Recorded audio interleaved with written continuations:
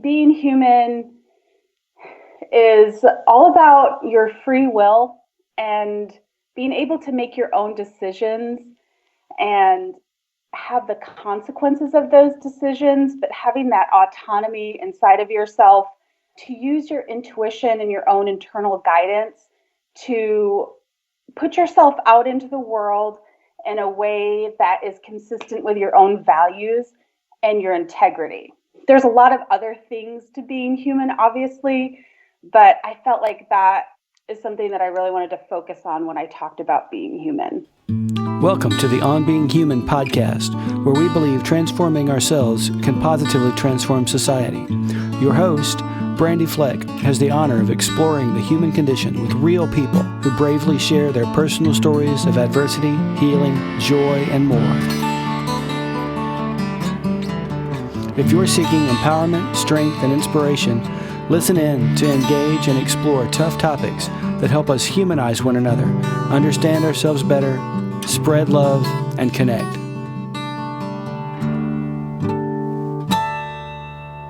Welcome back this week to the On Being Human podcast. I'm your host, Brandy Fleck. We recorded today's episode during the pandemic, but before the civil rights revolution we are now in.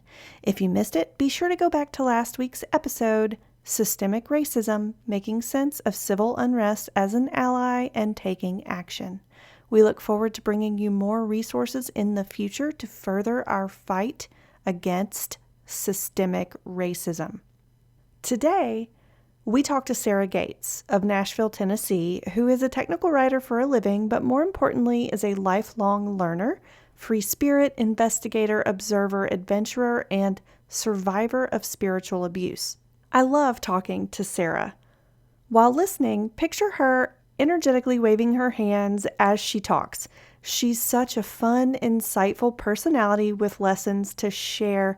And typically, Sarah prides herself on being the comic relief for a group, but we do get really serious. We discuss the importance of personal values, integrity, and expressing your authentic self.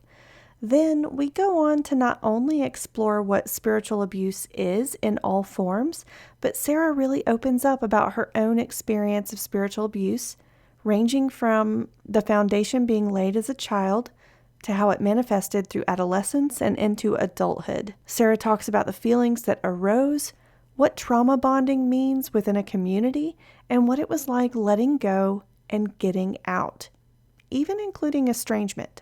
You'll learn how to recognize spiritual abuse as a form of control and manipulation, the difference between spirituality and religion. And if you're going through something similar to what Sarah describes, she tells you how to get out of the toxic situation. Our sincere hope is that through Sarah's story, you'll find the strength to escape spiritual abuse too, if that's something you're going through. This episode is brought to you by On Being Human's indie podcast, Roundup. Seeking answers from other humans to learn about the human condition brings a multitude of perspectives we've only scratched the surface of here at On Being Human. Therefore, once a quarter, I'm dedicated to rounding up the best indie podcasts I can find that are similar to the content we're delivering to you. Perhaps these podcasts have overlap with our show, or perhaps they contain an extension of information that we haven't covered so far. The Summer Indie Podcast Roundup, presented by On Being Human, will be released at the end of June 2020. Go to onbeinghumanpodcast.com and sign up for our email list so you don't miss it. By doing so, you'll receive our free love mantra as well. As many of you know, Season 2 proper of the On Being Human podcast will wind down in July, but the fun doesn't stop there. You also won't want to miss post-season special collections we'll be putting together for you with distinct purposes. And be on the lookout for an educational series of blogs slated to start at the end of July 2020. Subscribe to the On Being Human podcast on Apple Podcasts and Spotify. Help us out by leaving a rating and review. You can also find this episode at onbeinghuman.podcast.com/episodes/050. That's right.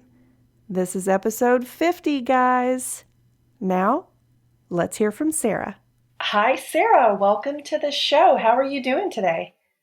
I am good. How are you? I'm very good. I mean, I guess considering the circumstances of the world, we're doing okay here.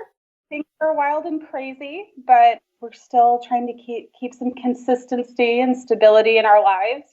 Exactly, exactly.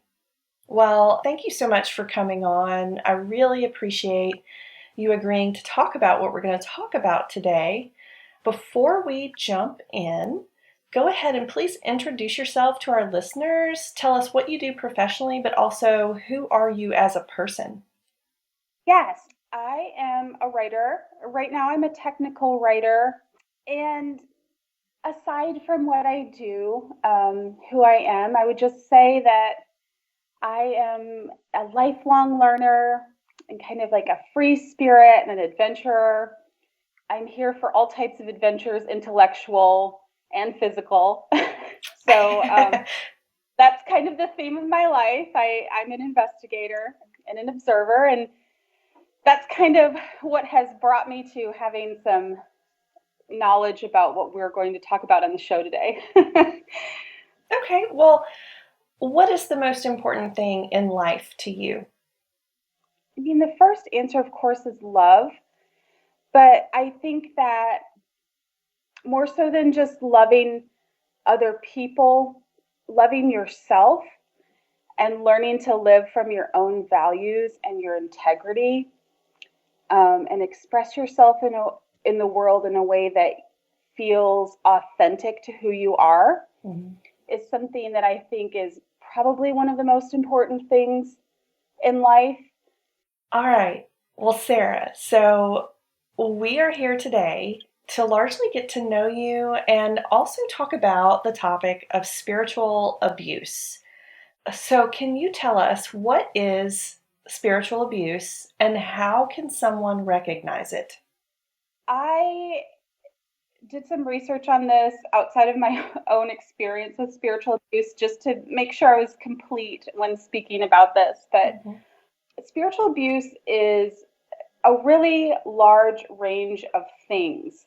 And on the very far spectrum of it, spiritual abuse can be domestic violence or sexual assault or those types of abuse covered under the name of, literally under the name of God, condoned by a certain religious belief. So that's the far spectrum of it. Mhm. The kind of the middle spectrum of it is being manipulated and controlled by a group of people, whether it be just your family or a full religious community who are using, in this case, I'm going to talk about it through the lens of Christianity, biblical text, and also taking authority over a person's life by speaking as the voice of God and backing up what they say using like a document such as the Bible. Mhm. So it's this level of control and manipulation that is very insidious because it comes from this profound desire to have meaning in life and believe that there's order and purpose and that God exists, but a person or a group of people kind of inserts themselves as a third party between the believer and God and starts to try to speak for him into your life.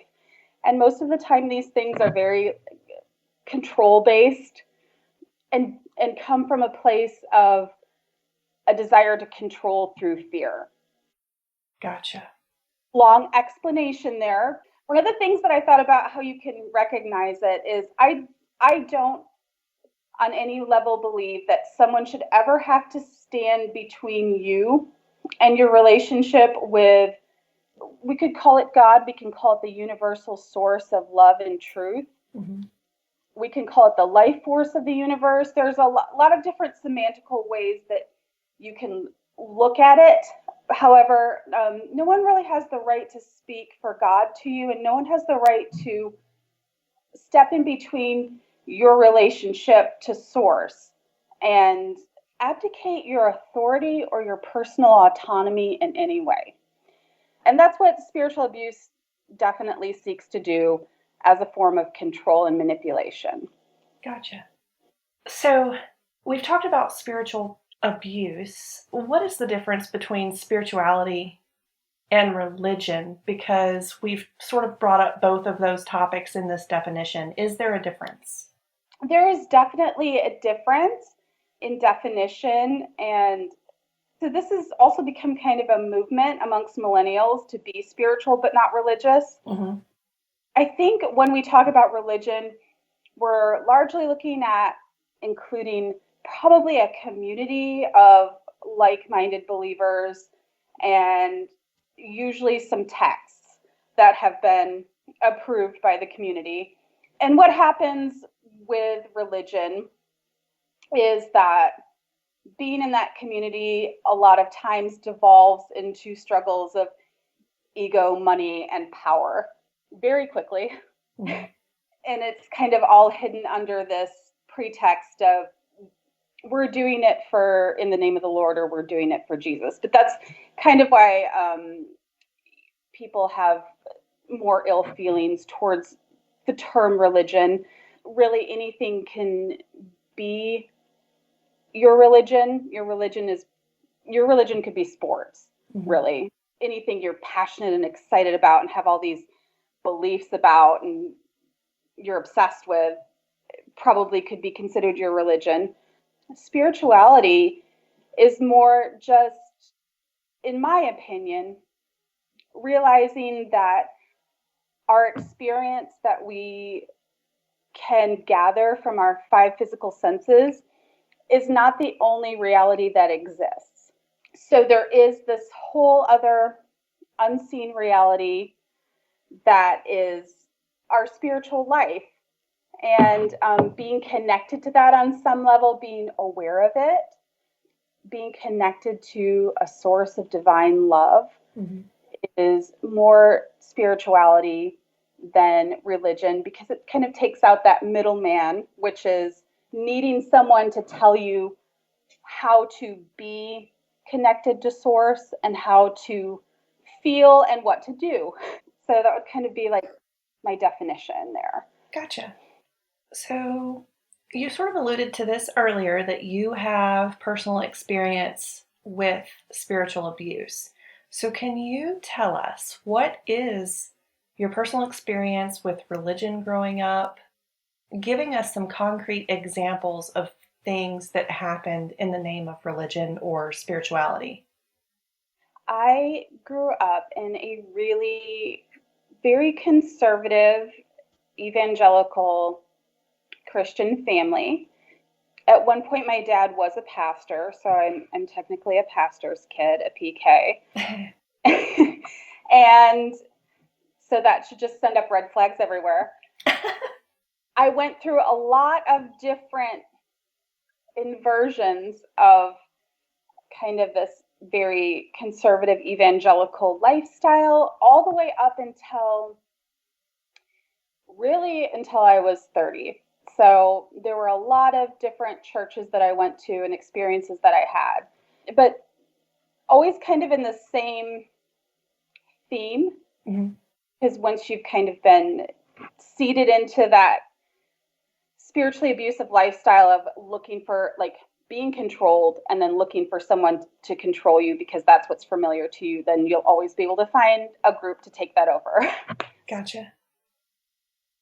Just starting with my childhood, we went to this really small church that was like, I could walk to it from my house, and my dad was like a co-pastor with this other man, Mm-hmm. maybe 5 to 10 families. It's kind of hard to remember now, but we were at church all the time, 2 or 3 days a week. We had a very conservative lifestyle where I couldn't do things like watch cartoons or just certain ones because they had magic or some type of thematic element that my parents found to be conflicting with Christian values. Mm-hmm. I read the Bible a lot as a child, and I listened to like Bible stories on tape 24/7. And in the church itself, a lot of confusing things were happening. during that time, it's about the mid-90s, there was this kind of weird movement. I don't know how widespread it was, but I was just talking to another friend about it, and her dad was the same as well at this time, where there was this strong belief that not so much that Jesus was returning for Christians, which is in Revelations at the end of the Bible, if you're not familiar with that, that there's going to be an end of the world and Jesus is going to take all of the Christians back to heaven with him. But before that happens, there is the rise of the Antichrist. And so the church I was in got very obsessed with that and would talk about it all the time in some really terrifying language. There was a lot of talk of people being martyred because of the Antichrist, that Christians would be killed in the streets and hunted down, and we would all have to make a choice for Christ, and it would either be choosing to believe in Jesus or be killed, and so we would all be martyred. At that time, my dad drove to Montana for 2 weeks alone and scoped out a place in the wilderness for us to live, to hide from the Antichrist. And so that was a lot of the terror of my early childhood, among the other abuse dynamics happening within my own family. You can probably tell just from that story that there was a fair amount of personality disorder and possibly mental illness for that to be such an obsession. Okay. But that language within itself is pretty terrifying for children, and I had no idea really how to deal with it at the time.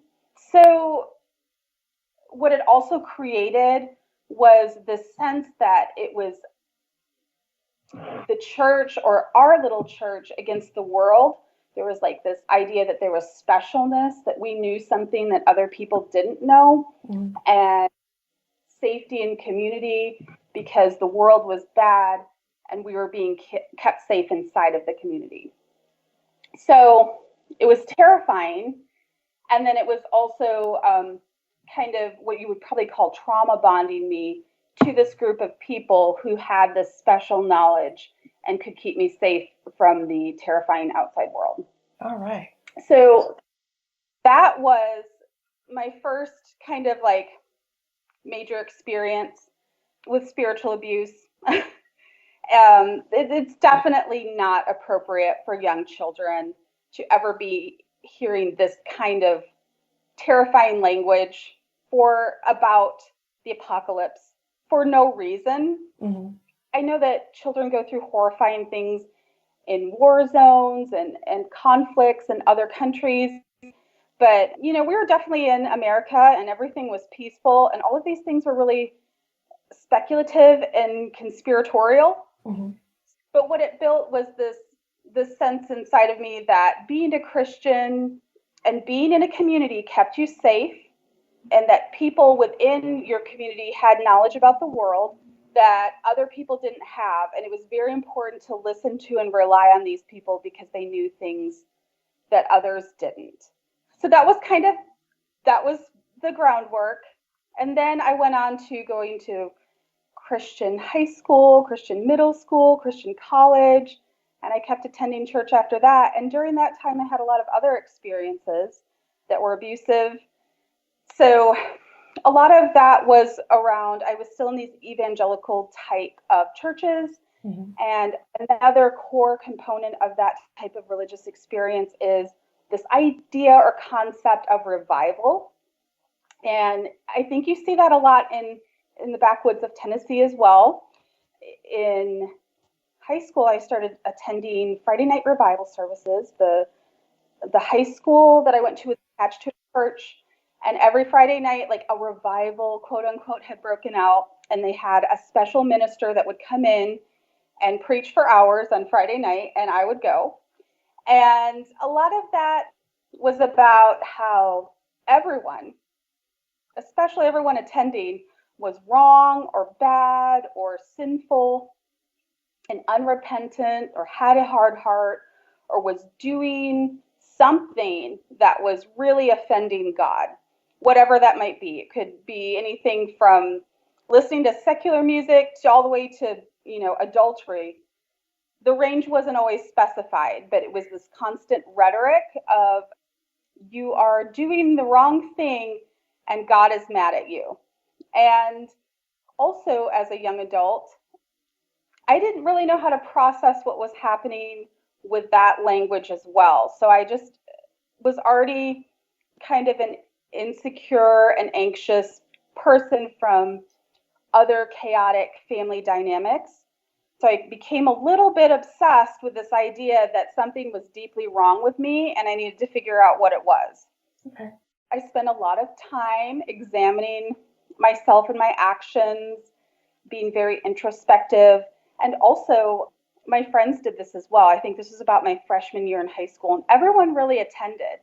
I definitely got saved again at least once or twice under great duress because I felt that I had really offended God. And of course, the ultimate result of offending God is that you're going to die and go to hell and burn forever. Mm-hmm. But before that happens, your whole life is going to be a destructive mess, and all your decisions are going to be wrong, and you're never going to be happy or blessed. That is literally, if you kind of boil down what is preached at these revival services in general, that's what's being said. Not that God is loving or compassionate or kind, or that he's helping you, or that he cares about you. He's always mad. Gotcha. And this is a certain type of evangelical revival service, or are you making this blanket statement about all religion? I would only speak about this in terms of, I think evangelical would be the best descriptor. Okay. That a lot of this language is spoken about in liturgical based churches as well, which is the kind of the more conservative churches. So I went to churches that were kind of, I wouldn't say Pentecostal because that's actually a different, even more conservative identifier. But these types of churches are very emotions based. They're very into contemporary music, and Gotcha. they were speaking in tongues, and God can heal the sick. And so to get back to the original point, though, I would just say it's evangelical. But I do think that this is a common thread that all of manipulative Christian churches use to scare people into staying. And that's that you are doing something to offend God, and if you don't figure it out, you're going to burn in hell forever. And just as a side note, if you are still a Christian, which I don't really label myself as anything in particular anymore, Mm-hmm. but biblically, there's so many different levels to it, but it just at the very baseline, the Bible doesn't say that. Right. So that is the first level of manipulation. They kind of cherry pick and choose what they think is, the scripture that's needed at that moment to create a sense of control and fear. I mean, on the next level, the Bible is a historical document that's been translated out of 2 different languages. And a lot of people, if you are going to be a Christian and a scholar of the Bible, there would be a correct way to study the Bible, and that would not be just reading it very literally. You would need the full context, the context of the language it was translated from, and also the culture it's coming from to fully understand what it's saying at any given moment. That's just a side note. Gotcha. Yeah, that makes sense. I would go to these revival services and just really focus on what a horrible person I was, and everybody else was doing the same thing. And it just created, basically, in my mind, it just created this sense that I didn't know how to make the right decisions for myself. I wasn't like a good person, and that I was going to mess up my whole life, and I was always going to be unhappy. And it really preys on people that are already in dysfunctional situations or are being abused because it resonates with them, and then just kind of feeds off of what's already happening to you. So I went into my young adult life very, very anxious about making choices. Okay. And then that led me to, we can kind of fast forward here to my late 20s. Okay. Where I would speak to people about my anxieties, about what I was doing with my life. within the Christian community, and I would be told things such as, well, that's happening to you because God's mad at you, and it's because you're prideful.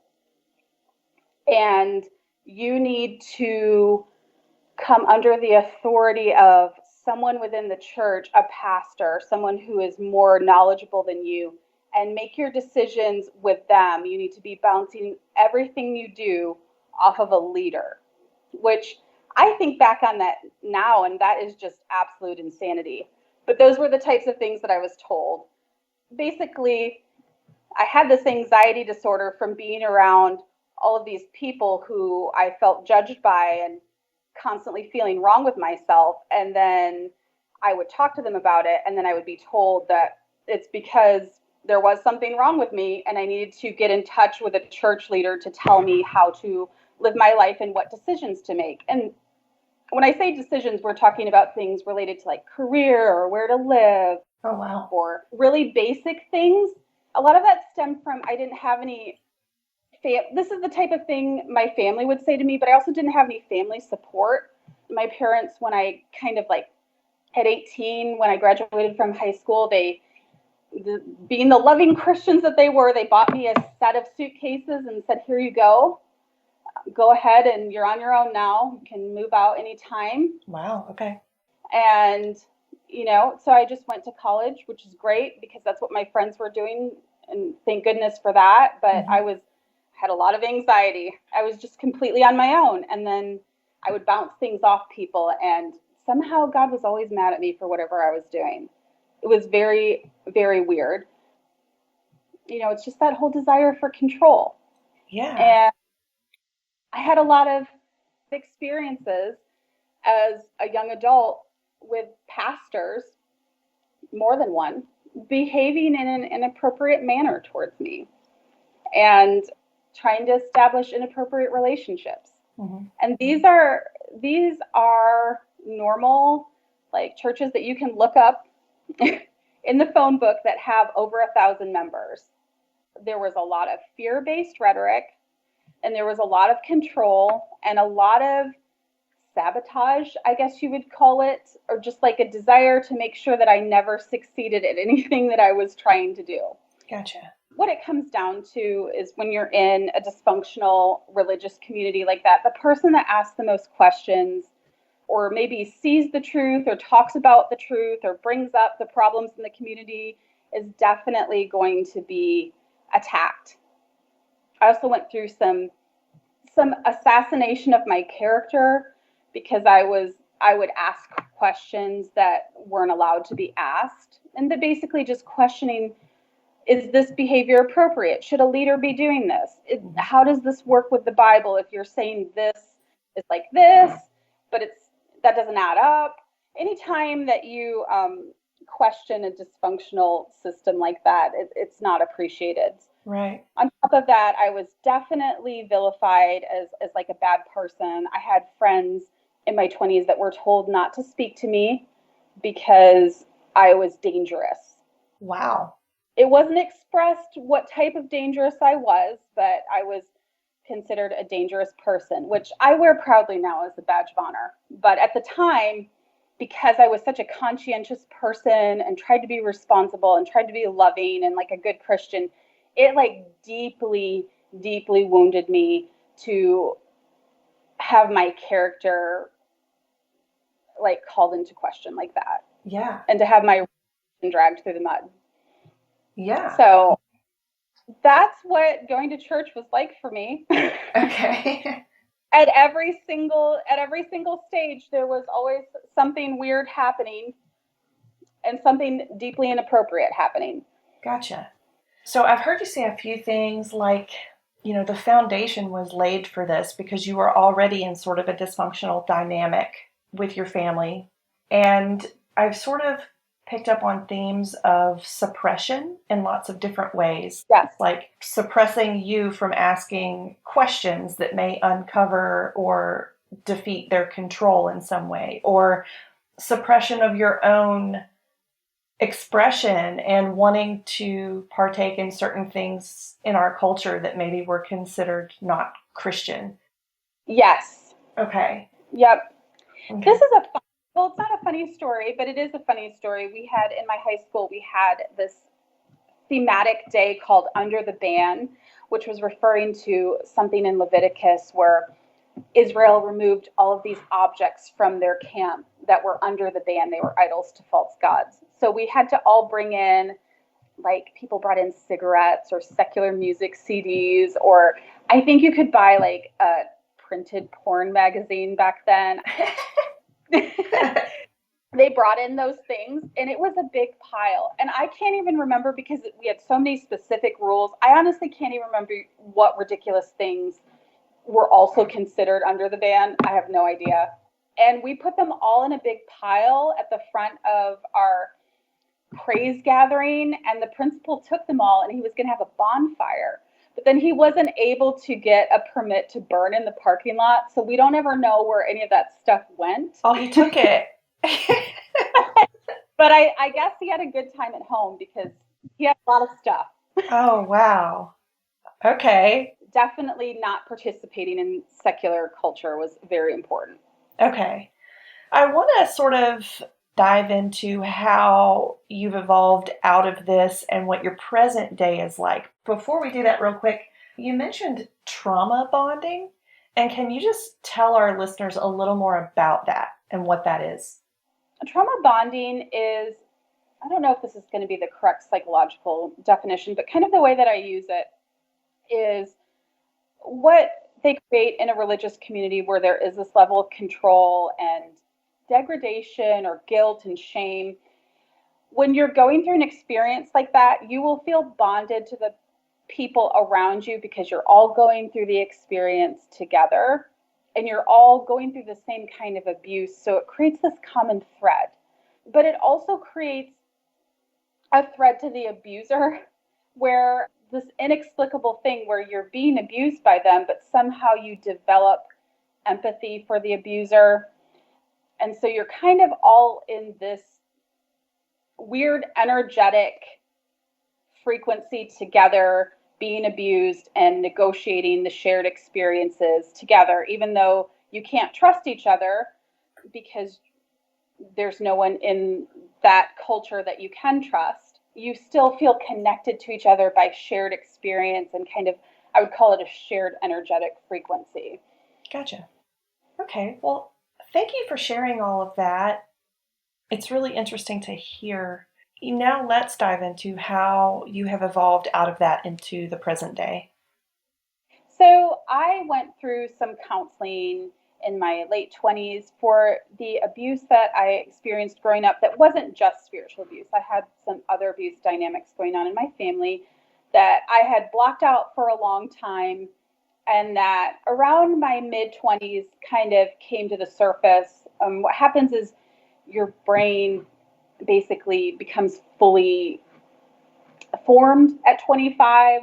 So a lot of that stuff that you've been blocking out from childhood, just, you can't hide it anymore. Mm-hmm. So I went through counseling for that and a lot of trauma therapy.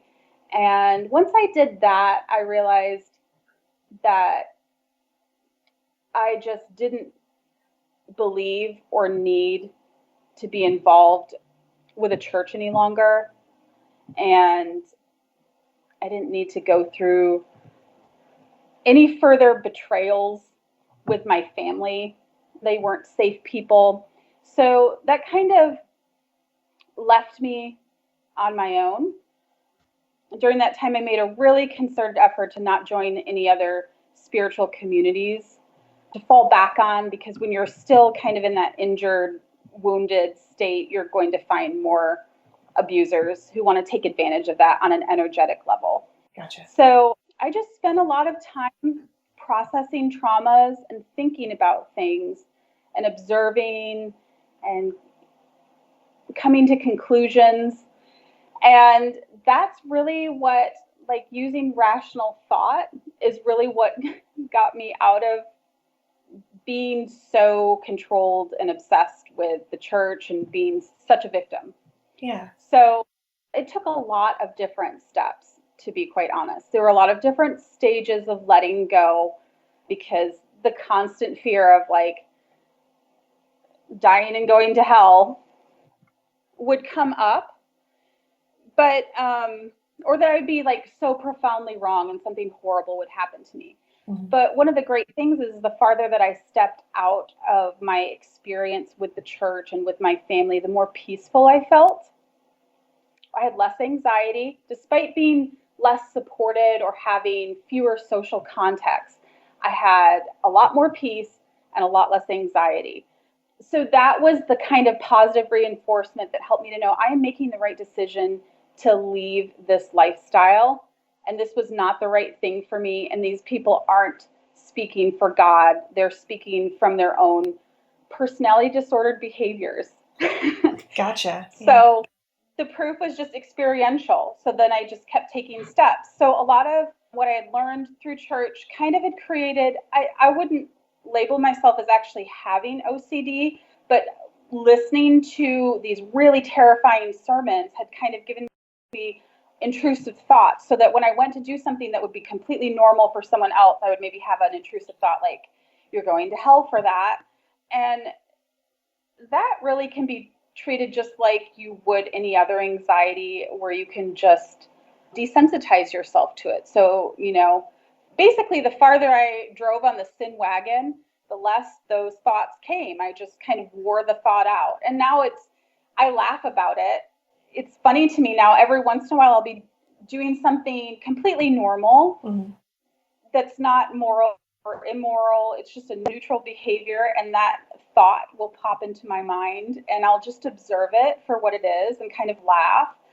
But in the early stages, I just had to kind of think through it and just decide that, step one, if I'm going to anthropomorphize God, I'm going to see him as a person that I've never known before in my experience, someone who knows everything, who's very intelligent, who's very loving, who's very wise, not someone who is like a family member or someone I met in church.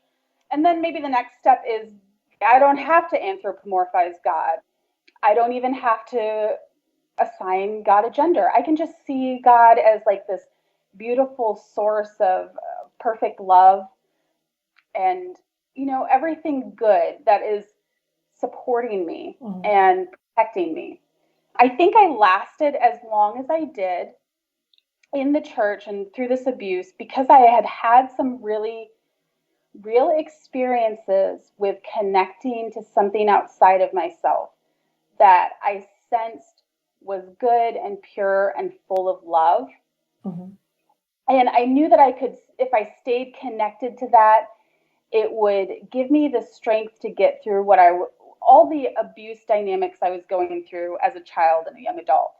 So once I was able to separate that connection from the church, it's basically just easy breezy from there. You just realize that however you describe God, he is supporting you and giving you strength and protecting you. And there's this amazing plan to the universe, and we can't understand what it is, but it's all coming together in this profound way. All of our experiences are shaping us into whatever it is that our soul has decided to become on earth. Once I got into that kind of vein of thinking, then it was very easy to walk away. I don't have family to fall back on, but I don't feel afraid at all. Good. I feel supported. I feel that those people would have never been there for me if I needed them anyways. And trying to hang on to something unhealthy like that was really what the problem was all along. The issue of what was wrong with me all along was I was trying to mold myself and fit myself into something that wasn't authentic to me, that wasn't healthy, and that didn't resonate with my spirit or with who I truly was. So it was a long process, and I probably would never say I'm 100% recovered because abuse really lingers. Yeah. But it did kind of go fast as soon as I stopped attending church and stopped listening to the fear rhetoric and embraced the new way of thinking about God. Gotcha. Yeah, that makes a lot of sense. So you were able to get away from the abuse, as you just said. How would you recommend someone who's in the thick of it to start getting away from it? So I think that everybody has to make this decision for themselves individually, but generally, any family member or community member who is willing to say things and do things that are manipulative and controlling and would likely hurt you, would hurt your self-esteem, would bring you down, would bring you guilt and shame, that's not a person that you need to spend any time with. It can be hard to make that decision, but it's usually just best to cut off contact. It may just be for a period of time, or it may be forever, but you really have to get away from people's words and energy that are kind of sucking you into that dynamic of control.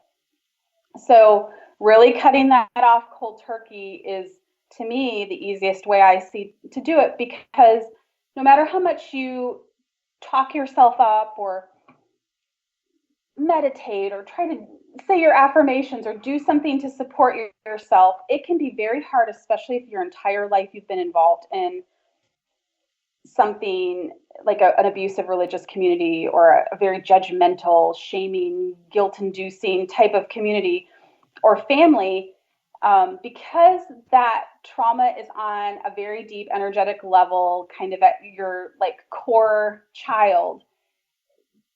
It will be difficult to be in a room with people who are abusive towards you, to set boundaries and not be affected by their words and their energy.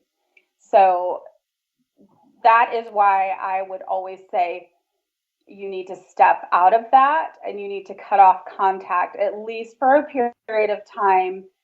You might love it so much it may last forever. Mm-hmm. But to give yourself time to heal and to build up your own internal strength and intuition and trust in yourself and your own connection to source. So that's what healing looks like, is building up your strength and your own connection to source. Building up your ability to stand in your own authority and your own power and your own autonomy and your own self-love, which is really the hardest part. People are always worried self-love is going to become too self-centered, but most people don't accept themselves. And being in a religious community like that really causes like a duality inside of yourself, where there are some parts of yourself that are lovable and some parts of yourself that are completely unacceptable, and only certain parts of yourself are allowed to exist and these other parts have to be shoved back. And so you can never be whole. But once you fully integrate all of who you are into your personality, into your daily life, instead of suppressing, like you said, that was a great word, and creating duality within yourself, then you can really stand in your own power. And you don't feel this need to have affirmation from a religious leader or to have someone tell you who God is, or to fall into this control dynamic to feel safe. Yeah. So you brought up estrangement. So let's dive into that a little bit. What are the healthy things about it? You've sort of mentioned that earlier, but let's go back over. What are the healthy things about it? And are there any unhealthy things about it? Because I know that these relationships that people often find themselves estranged from are what society deems to be like some of the most important relationships in our lives. So it can be a really hard thing to do when it's your family, your parents, your siblings. Yeah, so definitely there's a lot of considerations here. For me, I am pretty introverted and I don't need the same level of constant family contact that maybe other people value. So I kind of like understand that. But as far as estrangement goes, I think that whether it's spiritual abuse or otherwise, most people have family members that they're estranged from, and they probably just don't admit it to other people. it's really normal. I don't know why it's normal. I don't know why it's so hard for families to get along at times.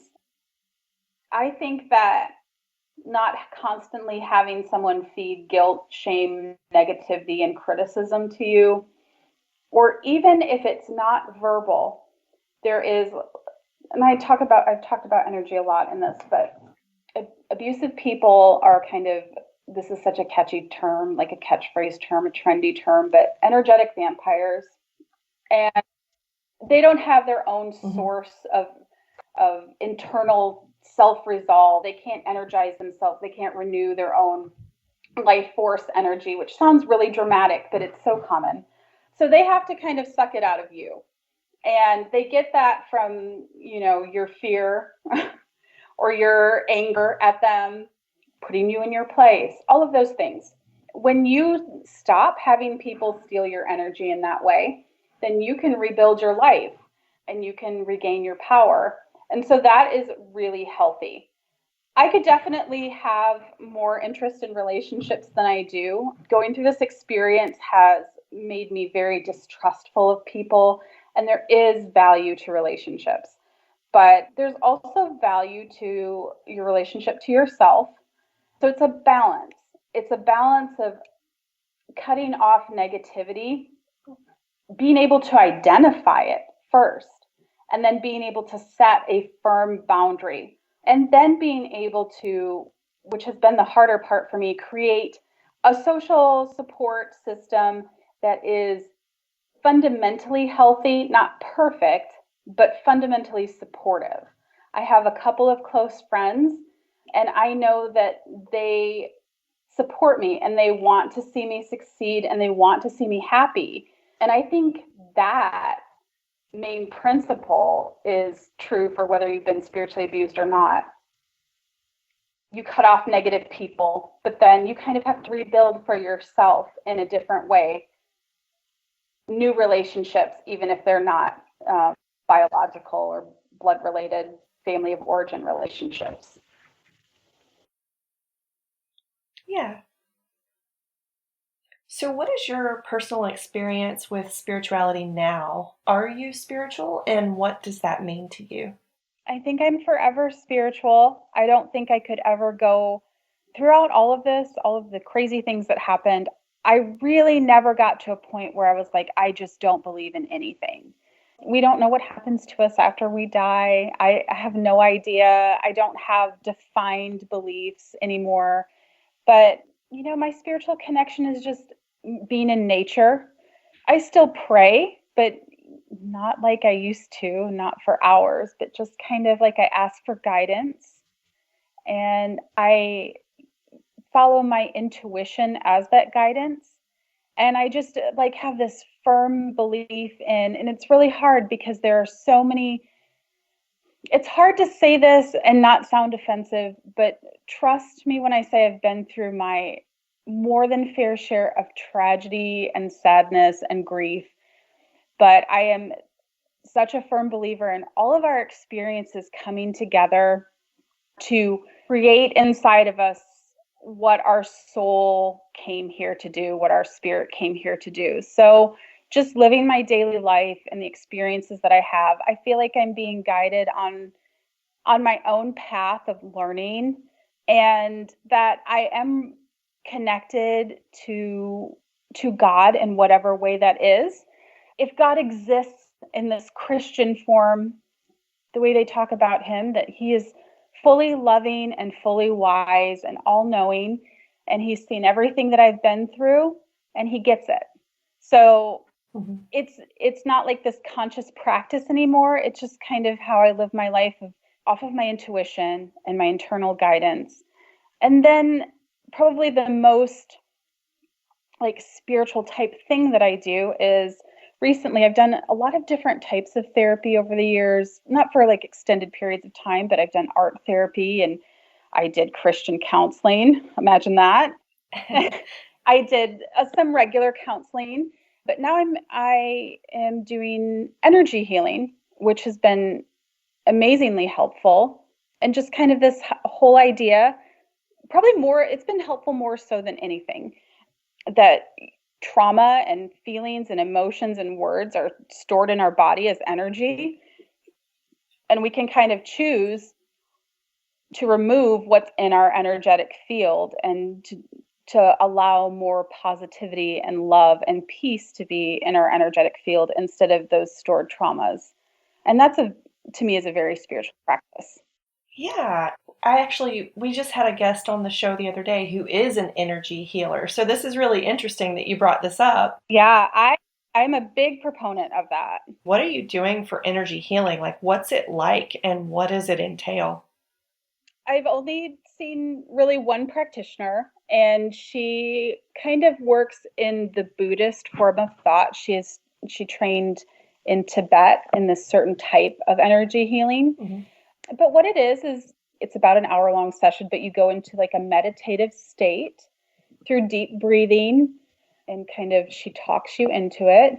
And some of it is like Reiki in the sense that for her, the practitioner can kind of sense where stored trauma is in your energetic field and maybe move that out.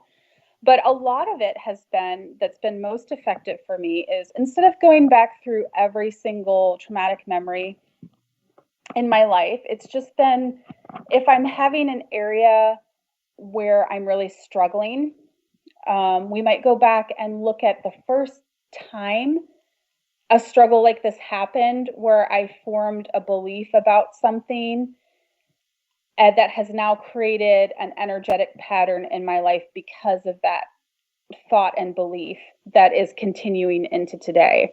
So we look at that and then release the judgment from it. And then that's able to release the pattern in your energetic field. And so I haven't studied this, so I'm saying this in a really like layman's terms, like the way that I understand it, the way that I'm experiencing it. Sure. But that has been profoundly effective. For instance, probably one of the biggest breakthroughs I've had in my entire life is working on coming out of this victim energy of being tied energetically to narcissistic abuse. Recognizing it, why it feels comfortable to me, why it feels like home, why I believe I have to keep going through it, mm-hmm. and just removing it from my heart space and from my energy and freeing myself from that pattern. It's been amazing. It's been like beyond phenomenal for me. Awesome. But that is basically kind of like the most spiritual practice that I do. Okay. So what does it mean to be a good person? It's so interesting. I don't really think about that so much anymore. I always found that people outside of the church were much more kind and compassionate and loving than people inside of the church. So now I guess being a good person would just simply be caring about how your actions affect others and being mindful of it. I guess there's no huge code of ethics that I live by now, but I try to think about how my actions would make another person feel. And if that's the kind of experience I want to put out into the world. But I'm not perfect at that by any means. But I definitely, I try to be kind. I try to understand where people are coming from, even if it's hard for me sometimes. And that to me is being a good person. It's probably just as simple as that. Yeah. Loving your neighbor as yourself, if we all want to get triggered and hear like trigger phrases. You crack me up. What is some parting wisdom that you can leave our listeners with? I think that whatever situation you're in, if you are being abused by someone or an organization, if you are constantly plagued with feelings of guilt and fear and shame, and it's coming from the words of an outside source, maybe you question yourself, maybe you wonder why you can't fit in with these people that you feel that you're supposed to fit in with. If that's the case, like I would just like to say to you, it's okay to let go. It's okay to set a healthy boundary. It's okay to trust yourself. It's okay to walk away. It's the right thing to do. Your intuition, your inner guidance is telling you the right thing that's for you. And walking away will bring everything positive that you've been hoping for. And staying in situations where you're being beaten down or subjected to a lot of fear rhetoric is going to continue this cycle of like negative feelings of depression, of fearfulness. So it's always the right decision to follow what you know is right in your heart. And whoever God is to you and whatever words you use to describe him or her or it, that is the loving force in the universe that is supporting you, making these decisions that are best for yourself, and that's putting your whole life together into this beautiful, sometimes disastrous puzzle of pieces that are fitting together to create this design of what your soul was created to be and what you came to earth to do. So if you're questioning things that are happening to you in relationships, definitely listen to your internal guidance. You don't even have to bounce it off a therapist, because sometimes even that is not trustworthy. You can trust yourself. There is nothing inherently wrong with that. And you can trust your own guidance. Awesome. Sarah, thank you so much for coming on the show today. This has been a really interesting and informative conversation, and I think you're really brave for sharing. So thank you so much.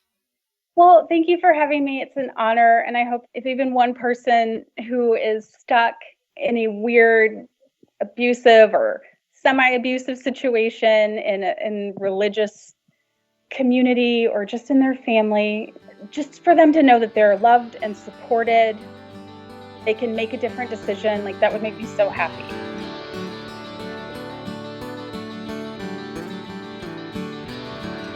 So there you have it. I hope you enjoyed this episode.